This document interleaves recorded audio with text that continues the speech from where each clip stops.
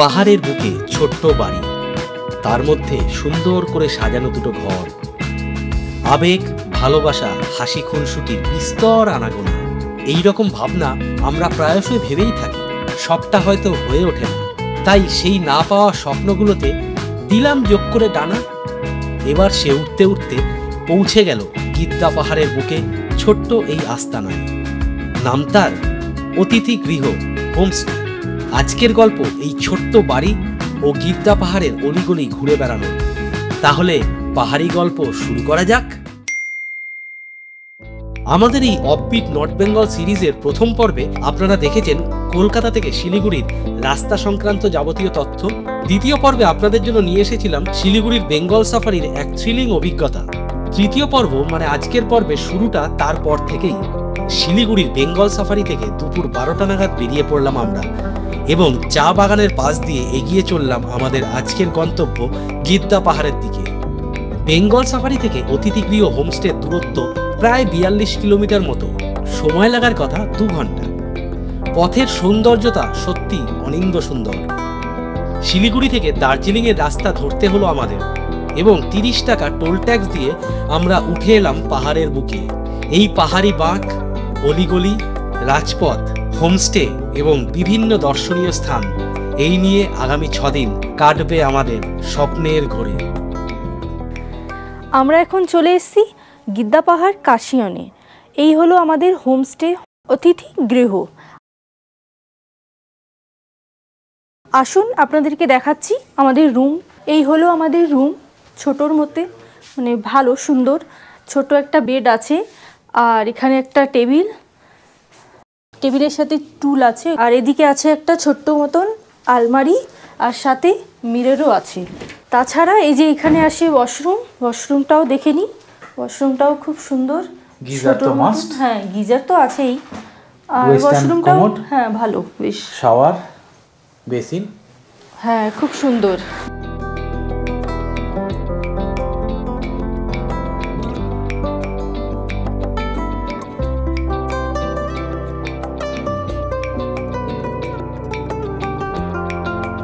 এই হোমস্টের side view.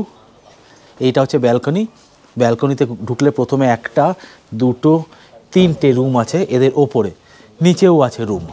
এটা হচ্ছে নেতাজি সুভাষচন্দ্র বসু মিউজিয়াম। একদম মিউজিয়ামের গায়েই হচ্ছে এই অতিথিগৃহ হোমস্টে।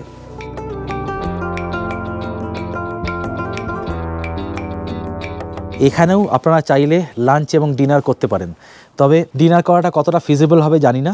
এত সুন্দর লোকেশান এটা। দার্জিলিংয়ের রাস্তাতে উঠতে হবে, দেখলেন সেই দৃশ্য। দার্জিলিংয়ের রাস্তাতে কিছুতে উঠতে হবে। দার্জিলিং অনেকটা পরে, ওই ওঠার মোটামুটি হবে 20 কিলোমিটার 22 কিলোমিটারের মধ্যেই এটা পড়ে অতিথিগৃহ হোমস্টে। এখানে রুম ট্যারিফ হলো অনলি রুম উইথ ব্রেকফাস্ট 2000 টাকা for double bedroom for 2 people. আর এর সাথে লাঞ্চ এবং ডিনার অ্যাড করলে এক্সট্রা 500 টাকা পার হেড পার ডে লাগবে, মানে দুজনের লাঞ্চ এবং ডিনারের জন্য 1000 টাকা। এই ক্ষেত্রে থাকা এবং খাওয়ার জন্য সর্বমোট 3000 টাকা পার ডে লাগবে ফর 2 পিপল। ইভিনিং স্ন্যাক্স কিন্তু এই প্যাকেজে ইনক্লুডেড নয়। আর সম্পূর্ণ প্যাকেজ নিতে চাইলে 1500 টাকা পার হেড পার ডে হিসাবে ক্যালকুলেট হবে উইথ অল মিল, মানে ব্রেকফাস্ট, লাঞ্চ এবং ডিনার। ইভিনিং স্ন্যাক্স কিন্তু এখানে থাকছে না, ইভিনিং স্ন্যাক্সের জন্য আলাদা। ও আরেকটা ইনফরমেশান, এখানে যদি আপনারা কোনো কারণবশত 3 জন আসেন তাহলে তো একটা রুম নিলেই হয়ে যাবে। সেক্ষেত্রে আলাদা করে আপনাদের এক্সট্রা একটা কট নিতে হবে বা ম্যাট্রেস নিতে হবে। সেই ম্যাট্রেসের দাম 500 টাকা পার ম্যাট্রেস পার নাইট। তবে ড্রোনটা এখানে ওড়াতে পারলে সত্যিই ভালো লাগতো। স্পেল বাউন্ড, আমরা জাস্ট মন্ত্রমুগ্ধ হয়ে গেছি। সাংঘাতিক দৃশ্য। ঝকঝকে রোদ তো এখন নেই, কুয়াশাচ্ছন্ন হয়ে আছে। আবহাওয়া দপ্তরের পূর্বাভাস অনুযায়ী শনিবার এবং রবিবার এই 2 দিন কুয়াশাচ্ছন্নই থাকার কথা এবং বৃষ্টিপাতও হওয়ার কথা। তো আপাতত বৃষ্টি হচ্ছে না, আমরা গোটা রাস্তাতে বৃষ্টি পাইনি। এখানেও বৃষ্টি নেই, তবে হালকা তো মেঘ জমেছেই, আর মেঘের সাথে কুয়াশাও আছে। সাংঘাতিক এক্সপিরিয়েন্স। অবশ্যই আসবেন যদি অফবিট নর্থ বেঙ্গল করতে চান। আমাদের এই ব্লগগুলো দেখবেন। আমাদের 6টা জায়গার 6টা ব্লগ থাকবে। তাহলে এখন লাঞ্চ টাইম, আগে একটু চান করব। সেই গতকাল সন্ধ্যে 6:30টায় বেরিয়েছি। সমস্তটা তো দেখলেন কি হয়েছে। যদি আগের ব্লগগুলো না দেখে থাকেন তাহলে অবশ্যই দেখে নিন আমাদের কলকাতা থেকে শিলিগুড়ি আসার দৃশ্য এবং আগের এপিসোডে আমাদের বেঙ্গল সাফারি, এবং আজকে আপনারা দেখছেন এই অতিথিগৃহ হোমস্টে কার্শিয়াং গিদ্দা পাহাড়ে। এই হচ্ছে আজকে আমাদের দ্বীপ্রাহরিক আহার, মানে মধ্যাহ্নভোজন। মাংস, একটা স্কোয়াশের তরকারি, ডাল, একটা ভাজা, বাঁধাকপি ভাজা, আর সাথে গরম ধোয়া ওটা ভাত। এখন আর দেরি করা যাবে না, হেভি খিদে পেয়েছে, 3টে বেজে গেছে। তাহলে টুট পারো। দারুণ খাওয়া, ডাল ভাত তরকারি ভাজা, মানে এর থেকে ভালো আর কিছু হতে পারে না। এইরকম ওয়েদারে বুঝতেই পারছেন, একদম ব্যালকনিতে বসে পড়েছি। খাঁটি বাঙালি আমরা দাদা।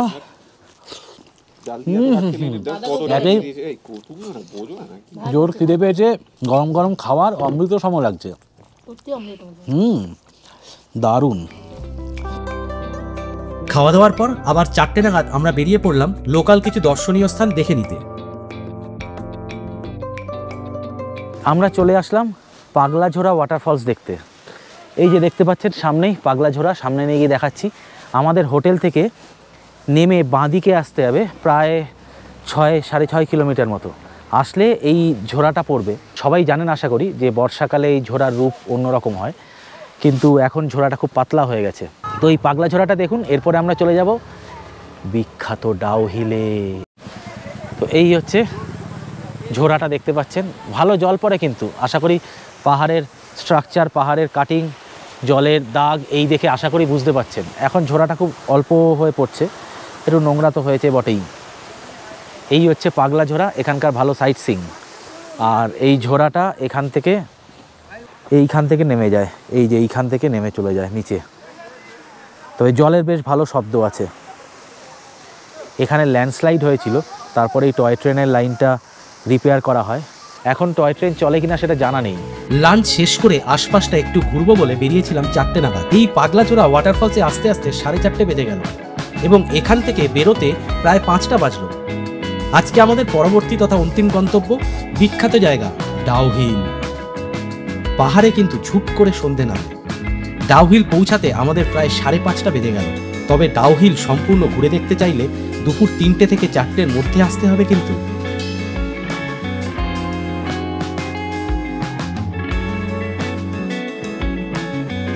এই চলে আসলাম সেই বিখ্যাত ভৌতিক জায়গা ডাউহিল। রাস্তা কিন্তু ভয়ানক, ভয়ানক মানে লিটারালি ভয়ানক রাস্তা। প্রচণ্ড সরু, শার্প টার্ন, হেভি ইনক্লাইনে উঠছে পুরো। ফার্স্ট গিয়ারে গাড়ি টেনে তুলতে হচ্ছে। নেহাত আমাদের 1500 সিসির ইঞ্জিন বলে উঠে গেল, তার জন্য লোকাল গাড়ি আসতে চায় না এখানে। যাই হোক, সন্ধে হয়ে আসছে, এটাই অ্যাকচুয়াল সময় ডাউহিল দর্শনের। আসুন। এই হচ্ছে স্কুল, আপাতত গেট বন্ধ। এই হচ্ছে ডাউহিল স্কুল। ডাউহিল বিখ্যাত এর প্রাকৃতিক সৌন্দর্য, বনভূমি এবং চা বাগানের জন্য, কিন্তু ভারতের সবচেয়ে ভুতুড়ে পাহাড়ি স্টেশনগুলির মধ্যে একটি হিসাবে এর খ্যাতি রয়েছে যথেষ্ট।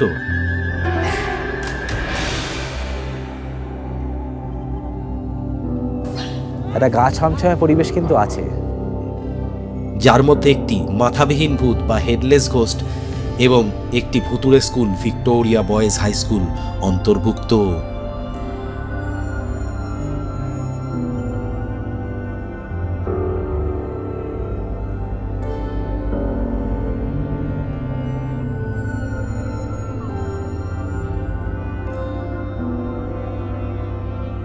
এই অন্ধকারের পথ ধরে আমরা হেঁটে যাচ্ছি ডাউহিল চার্চের উদ্দেশ্যে। বেশ গা ছমছমে ব্যাপার। এই যে এই টিকিট কাউন্টার দেখছেন, এই টিকিট কাউন্টারে টিকিট কাটতে হয়, 20 টাকা করে টিকিট। এই সামনে উঠে যেতে হয়। এখন ওয়াইল্ড লাইফের খতরা আছে, এখন ওয়াইল্ড লাইফের টেনশন আছে, বুঝতেই পাচ্ছেন। আমি এখন একটা মায়াবী আলোতে দাঁড়িয়ে আছি, ভৌতিক পরিবেশে। ভৌতিক ভিডিওগ্রাফি না হলে কি জমে? আর এখানে সত্যি লিটারালি কনকনে ঠান্ডা। এই যে আমাদের বীর বিপ্লবী ভয়ে ঠক ঠক করে কাঁপছে। চলে গেল ইয়ে চার্চের দিকে। আমরা সেই দিকে যাব না, কারণ অন্ধকার নেমেছে এবং এখানে জন্তু জানোয়ার আছে। আর্মি দাদারা যা বললেন, তাই ওদিকে আর যাবো না। চলো ফিরতি পথ ধরি। ডাউহিল পৌঁছাতে পৌঁছাতেই আমাদের সন্ধে হয়ে গেল, তাই এখানে মিনিট 10-15 থাকার পরে আমরা বেরিয়ে পড়লাম আমাদের হোমস্টের উদ্দেশ্যে। হোমস্টে পৌঁছাতে পৌঁছাতে আরো মিনিট 15-20 লাগলো।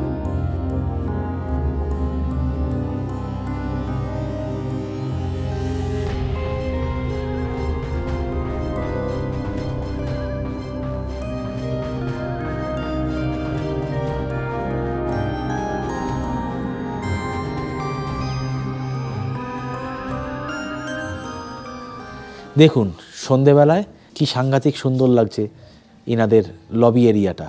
এটা গ্রাউন্ড ফ্লোর, গাড়ি ঢুকিয়ে দিলাম একদম ভিতরে। কি সাংঘাতিকভাবে ঢুকালাম সেটা আমিই জানি, যাই হোক। তো এইখানে গাড়ি থাকে ভিতরে ইনাদের। তবে হোমস্টের সন্ধেবেলার পরিবেশ কিন্তু খুব সুন্দর।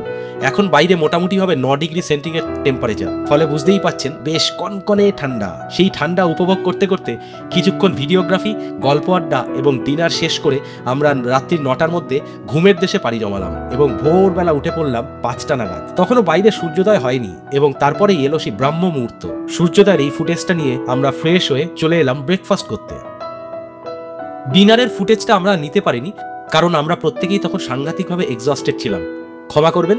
ডিনারে আমাদের ছিল রুটি আর চিকেন কষা।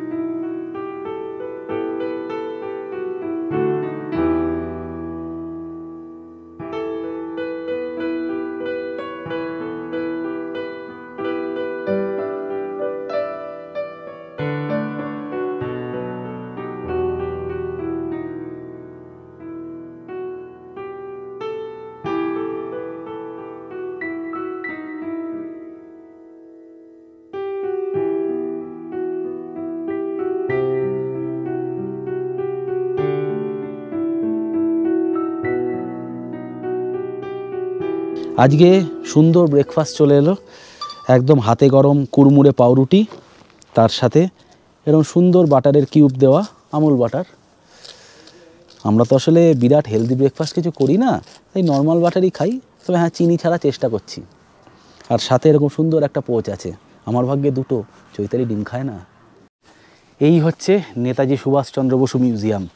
আমাদের দুর্ভাগ্য আমরা ঢুকতে পারলাম না, এখানে ভিজিটিং টাইম 9:30 থেকে 4:30। কালকেও হয়নি কারণ সময় হয়ে ওঠেনি, ডাউহিলটাও ঠিকমতো করতে পারিনি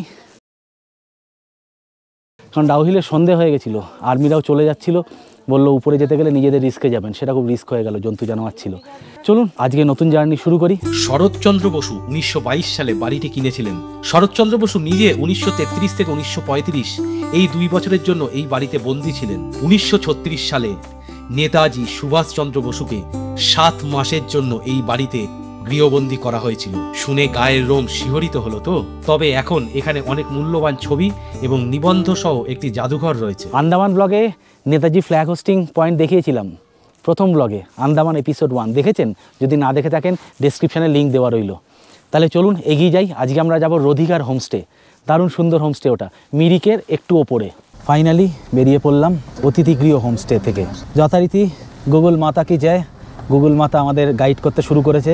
তবে সব জায়গায় কিন্তু গুগল মাতার ভরসায় যাবেন না, পাহাড়ে বিশেষত অবশ্যই কিছু লোকাল লোকজনকে জিজ্ঞাসা করে নেবেন। এই আমাদের হোটেল থেকে বেরোলাম, বেরিয়ে গাড়ি এখানে পার্ক করে এই উঠে যাচ্ছি গিদ্দা পাহাড় ভিউ পয়েন্ট। এটার নাম গিদ্দে ভিউ পয়েন্ট। এই সিঁড়ি দিয়ে উঠে যেতে হবে। এখান থেকে সুন্দর ভিউ দেখা যায়, সানরাইজ, বসার প্রচুর জায়গা আছে। তাহলে এটা আজকে আমাদের প্রথম সাইট সিইং বলা যেতেই পারে। এখান থেকেও ভিউটা খুব সুন্দর। সামনের দিকটা একটু হেজি হয়ে আছে, সামনে টি গার্ডেন, চা বাগান আছে গুডরিকের। ওই সামনে ছিল আমাদের হোটেল অতিথিগৃহ হোমস্টে। বেরিয়ে এই সামনেই উঠে পড়লাম এরকম সুন্দর একটা ভিউ পয়েন্টে। দারুণ লাগবে, সকালে ঝকঝক করছে রোদ, কিন্তু সামনের মেঘ এবং কুয়াশা কাটেনি, কাটলে ভালো লাগতো। তবে হাওয়াটা ভালোই দিচ্ছে। এই পয়েন্টটাকেই গিদ্দা পাহাড় ভিউ পয়েন্ট বলে।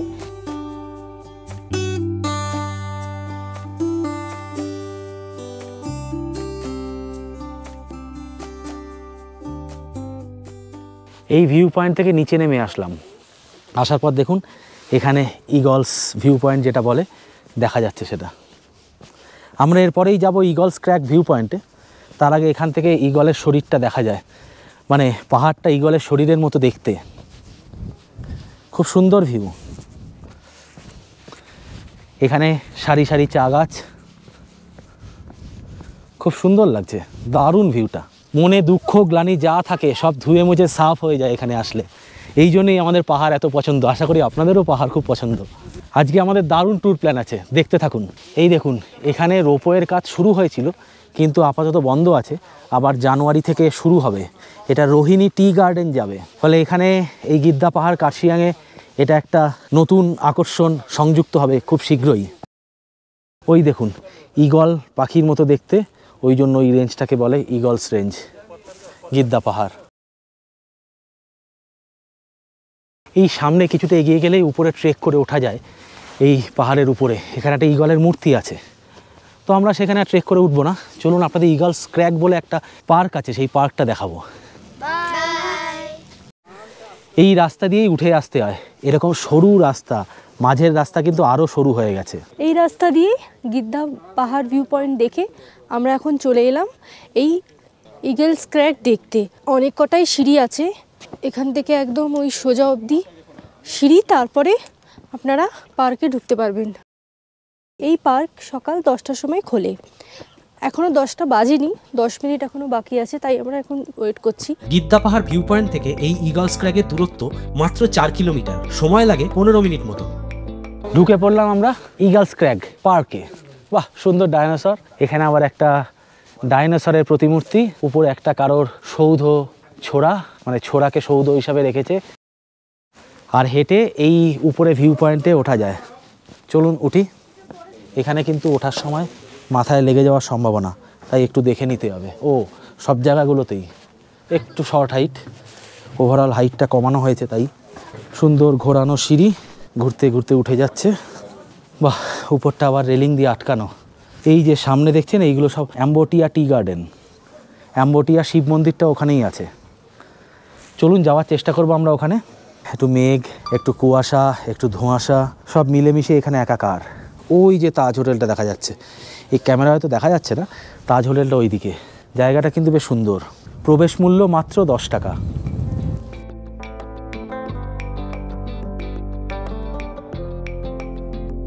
এই সাইড থেকে দেখুন সুন্দর শহরটাকে দেখা যাচ্ছে।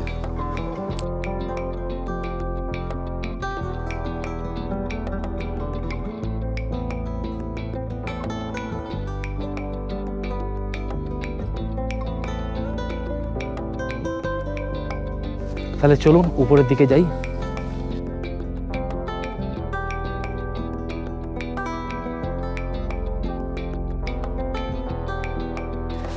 এটা একটা child amusement park basically. Slip আছে, দোলনা টোলনা ছিল, এখন নেই। এর ভিতরে কি আছে? এটা ওয়াটার ট্যাঙ্ক এর ভিতরে। এখান থেকেই কার্শিয়াংয়ের ওয়াটার সাপ্লাই হয়, সেটাকেই এটা পার্ক বানিয়ে দেওয়া হয়েছে আর কি। এই যে এর ভিতরে সব জল, ট্যাঙ্কি বড় বড় জলাধার। এই দিকে একটা ছোট ক্যান্টিন আছে, এখানে চা কফি পাওয়া যায়। এই মোটামুটি পার্কটা। আমাদের পরবর্তী গন্তব্যের দিকে চলো আমরা এগিয়ে যাই।